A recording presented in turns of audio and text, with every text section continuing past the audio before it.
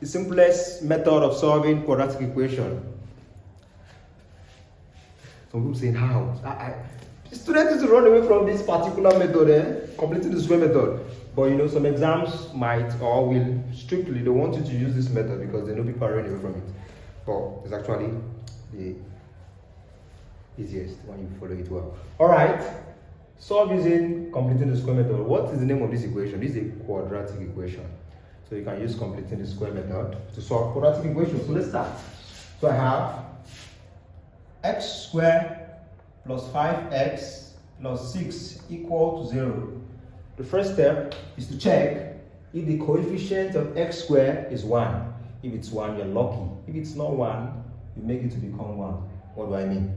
If the question was 4x squared, and we have to divide everything here by 4, so that this one becomes 1, because 4 divided 4 is 1. But luckily for us, the coefficient is 1. So we continue. The next step, move the constant to the right hand side. The constant is the one that does not have that alphabet.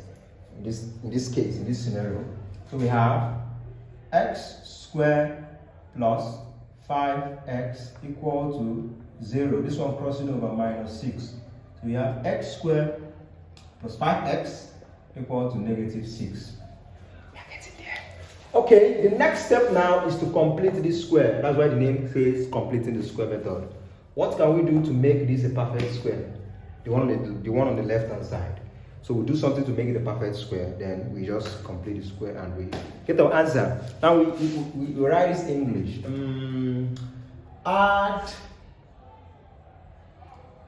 the square of half the coefficient of x, of the unknown, the coefficient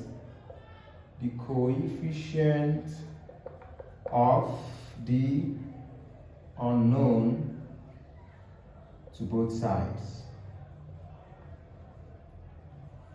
English.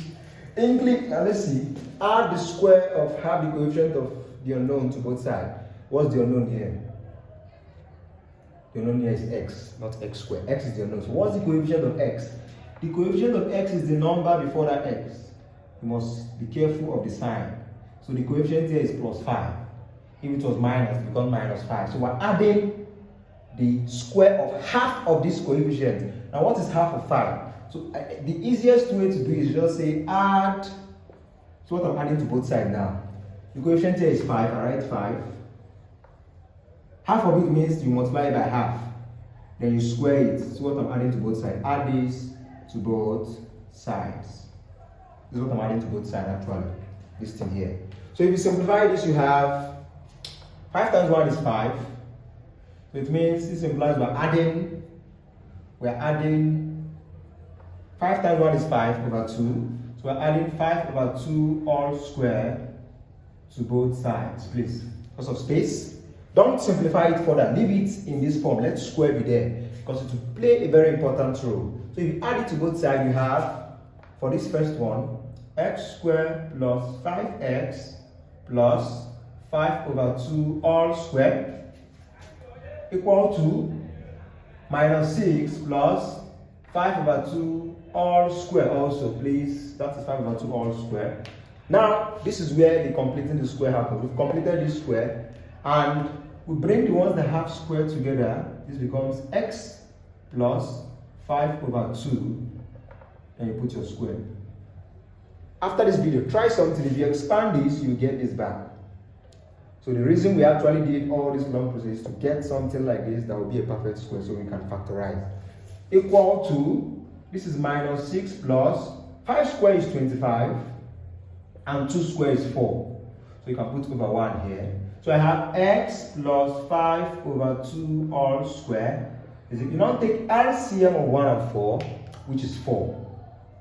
1 divides 4 is 4. 4 times minus 6 is minus 24. 4 divides 4 is 1. 1 times 25 is 25. So we have x plus 5 over 2 all square is equal to minus 24 plus 25 is the same thing as 25 minus 24, which is positive 1 over 4. Now, for you to eliminate this square, we take square root. So if I square root both sides, I have x plus 5 over 2 take the square root, is equal to plus or minus now, the square root of 1 over 4. And if you simplify this, we have that x plus 5 over 2 is equal to plus or minus square root of 1 is 1, square root of 4 is 2. Let me continue in this part of the board. Alright, if we continue from here, we have x, let's make x to stand alone, that's what we're looking for, is equal to plus or minus 1 over 2. When this product crosses over, it becomes minus 5 over 2. So x now is equal to, let's split this. This is positive 1 over 2 minus 5 over 2. We pick plus first, then you can pick any one actually first. If you solve this, they have the same denominator. Luckily, you put it 1 plus 1 minus 5 is minus 4. So this one gives us negative 2 because 2 divides 4 is 2.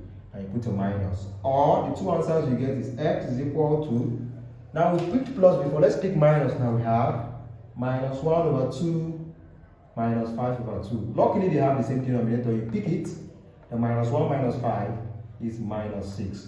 Divide, you have minus 3. Therefore, x is equal to minus 2 or minus 3. I thought it was simple. Did you spend up to 30 minutes? No, we just spend maybe 6 or I don't know. Now, this is the solution to this quadratic equation. Completing the square method. Any method you use will give you the same answer. Any method actually. Graphical, completing, factorization, or the general formula. Thank you. See you.